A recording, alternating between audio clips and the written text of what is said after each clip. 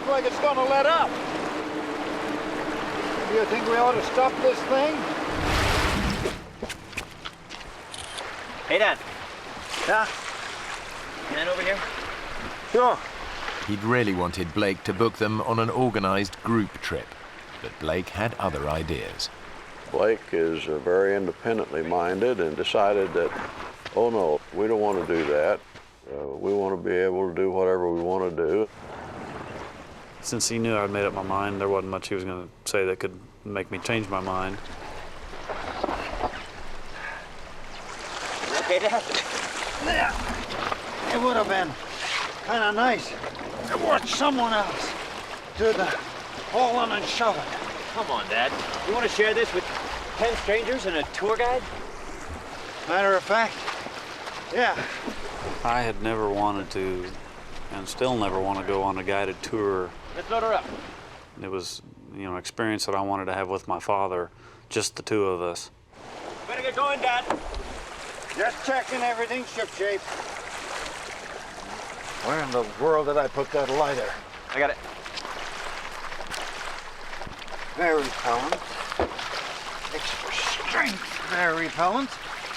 Almost anywhere in Alaska, you're going to run into many different types of wildlife, which includes bear, and of course, that's something that you always need to be prepared for.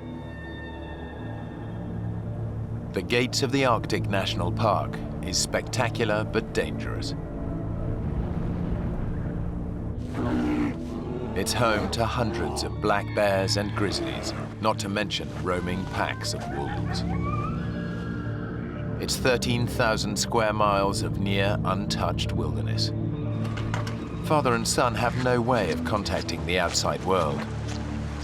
They've packed no radio or mobile phone. Blake's itinerary has them traveling south by raft down the Koyukuk River to the town of Bettles. It should take around 6 days. Let's go! We commented on the way down the river that it wasn't it great to be the only ones on the river, the first ones on the river that year, and there was a reason, as it turned out.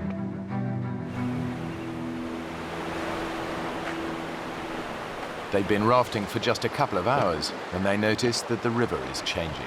Blake, ice. Oh, yeah. Thought it would all be melted by now. Yeah, me too. For 6 months of the year, the rivers are choked with ice.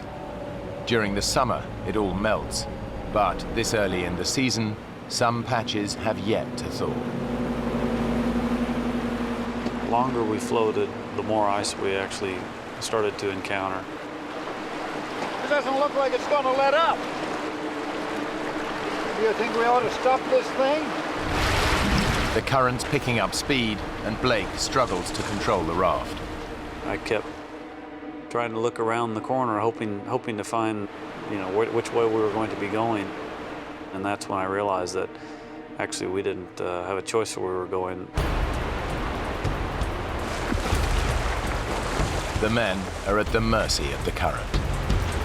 We're gonna have to pull in and stop this. I'm trying, Dad. I can't slow it down, though.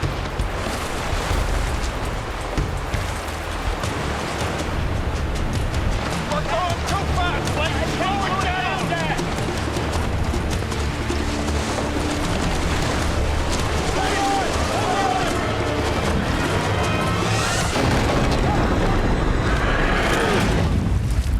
It was sheer panic at the time, and it happened so quickly there wasn't much time at all to think.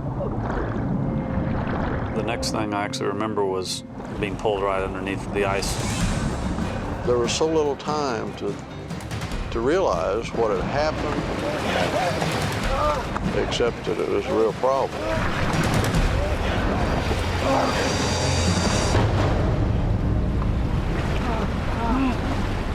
It wasn't long before we came up in essentially an air chamber underneath the ice. The air pocket saves their lives, but the ice shelf could stretch on for miles. I remember looking over at my father, yelling at him. Blake yelled. Dad, I'm sorry.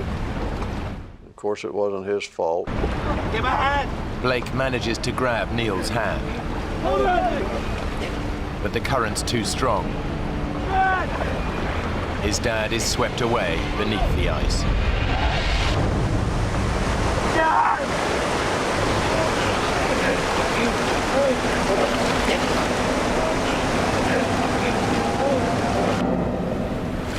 The men are spat out from under the ice shelf, but their ordeal isn't over yet. We were being carried rapidly toward the second ice shelf. I saw it coming. I reached up and grabbed it to try to prevent from going under it. Of course, the river was such that I was carried underneath.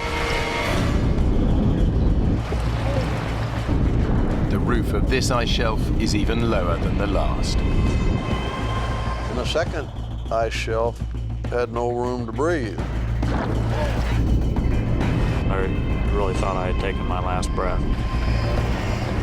My father and I both ended up with a lot of abrasions to the top of our heads because we kept trying to come up to the air that we were hoping was there. I've never thought of a worse way of dying than drowning, and was certainly thinking that that is how I was going to die. After being under that water for what seemed like an eternity, I just remember popping out, taking in a nice big breath of air.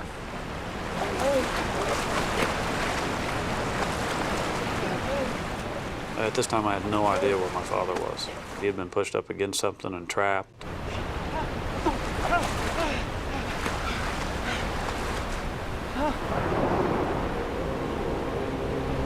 Dad! Dad! Dad! I don't know how I would have been able to face my mother and the rest of my family, letting them know that my father had perished, you know, when I had made it.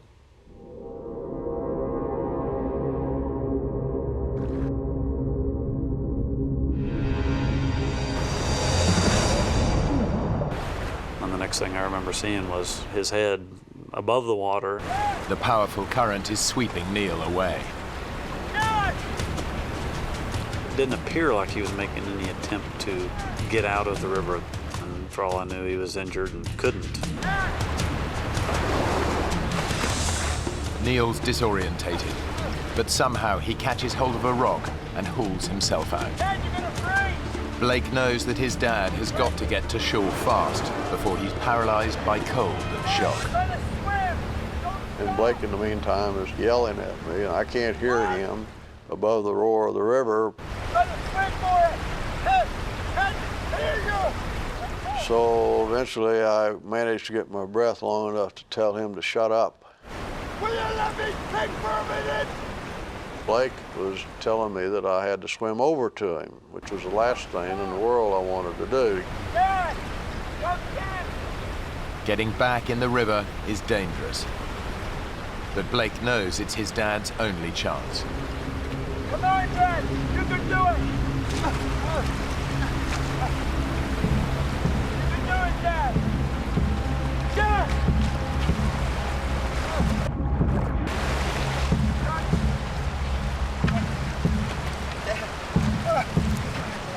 Oh my God, you're freezing. Dad, come here.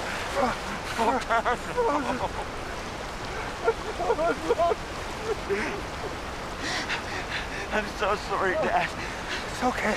It's okay. It was just bad luck. Bad luck. As a doctor, Blake knows that his dad's in the first stages of hypothermia. I thought you were gone. The second I got him out, I realized he was shaking uncontrollably. It was mild seizure-like.